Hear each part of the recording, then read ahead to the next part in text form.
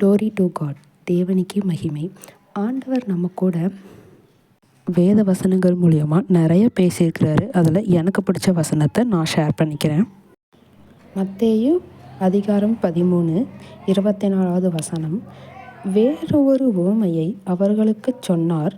பரலோக ராஜ்யம் நல்ல நிலத்தில் விதைக்கப்பட்ட நல்ல விதையை விதைத்த மனுஷனுக்கு ஒப்பாய் இருக்கிறது. மனுஷன் நித்திரை பண்ணுகையில் அவனுடைய சத்துரு வந்து கோதுமைக்குள் களைகளை விதைத்துவிட்டு போனான். பயிரானது வளர்ந்து கதிர்விட்ட போது களைகளும் காணப்பட்டது. வீட்டெஜமானுடைய வேலைக்காரர் அவனிடத்தில் வந்து, ஆண்டவனே, நீர் உமது நிலத்தில் நல்ல விதையை விதைத்தீர் அல்லவா? பின்னே அதில் களைகள் எப்படி உண்டானது என்றார்கள். அதற்கு அவன், சத்துரு அதை செய்தான் என்றான்.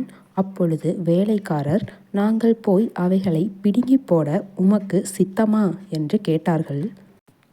அதற்கு அவன், வேண்டாம், களைகளை பிடுங்கும்போது நீங்கள் கோதுமைகளையும் கூட வேரோடே பிடுங்காதபடிக்கு இரண்டையும் அறுப்பு மட்டும் வளரவிடுங்கள். அறுப்பு காலத்தில் நான் அறுக்கிறவர்களை நோக்கி, முதலாவது களைகளை பிடுங்கி அவைகளை சுட்டெரிக்கிறதற்கு கட்டுகளாக கட்டுங்கள், கோதுமையையோ என் களஞ்சியத்தில் சேர்த்து வையுங்கள் என்பேன் என்று சொன்னான் என்றார்.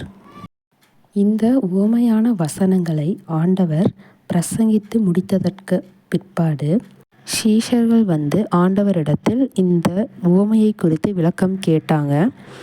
அப்பொழுது ஆண்டவர் அதே மத்தேயு அதிகாரத்திலேயே சொல்லியிருக்கிறார். 36வது வசனத்தில், அப்பொழுது இயேசு ஜனங்களை அனுப்பிவிட்டு வீட்டுக்கு போனார்.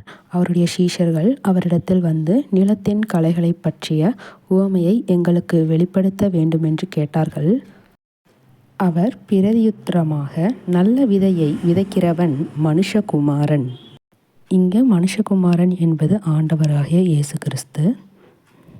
நிலம் உலகம், நல்ல விதை ராஜ்யத்தின் புத்திரர், களைகள் பொல்லாங்கனுடைய புத்திரர். அவைகளை விதைக்கிற சத்துரு பிசாசு. அறுப்பு உலகத்தின் முடிவு, அறுக்கிறவர்கள் தேவதூதர்கள். ஆதலால் களைகளை சேர்த்து அக்கினியால் சுட்டெரிக்கிறது போல இவ்வுலகத்தின் முடிவிலே நடக்கும். மனுஷகுமாரன் தம்முடைய தூதர்களை அனுப்புவார்.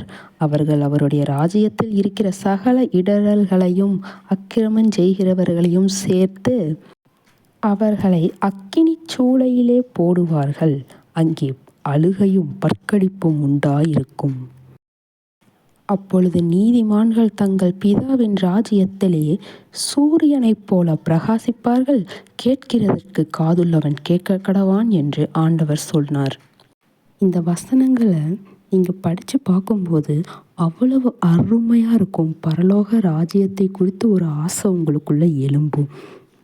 அதனால தான் எனக்கு ரொம்ப பிடித்த வசனம் அப்படின்னு நான் உங்கள்கிட்ட சொல்லியிருக்கேன். இது போல் ஆண்டவர் அநேக உவமைகளை பேசியிருக்கிறார். இவ்வாறு தேனினும் இனிமையான வசனங்களை நமக்கு தந்ததற்காக ஆண்டவரை நன்றி சொல்லி துதிப்போமாக. ஆமேன்.